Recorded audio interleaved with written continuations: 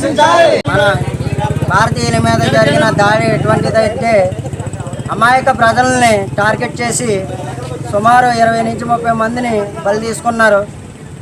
ఇది ఎంతవరకు అంటే సరదాగా విజిట్ చేద్దామని చెప్పి వెళ్ళిన అమాయక ప్రజల్ని నిర్దాక్షిణ్యంగా చంపేసి ఏదో గొప్పగా మేము ఇది చేసామని చెప్పుకుంటున్న పాకిస్తాన్లకి ఖచ్చితంగా ఇండియన్ ఆర్మీ అవనివ్వండి, మన కూటమి ప్రభుత్వం, అటు మోడీ గారు చాలా గట్టి నిర్ణయాలు తీసుకున్నారు.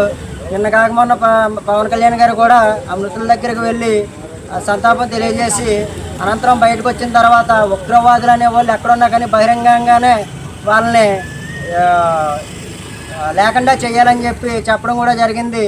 మనందరం కూడా మన భారతీయులందరం కూడా కలిసికట్టుగా ఉండి రేపటి రోజున ఎటువంటి ఇది లేకుండా ఉండాలని చెప్పి మన ప్రభుత్వాలన్నీ కూడా బలంగా పనిచేయాలని చెప్పి అందరినీ కోరుకుంటూ ఒక 2 నిమిషాలు మౌనం పాటిద్దాం.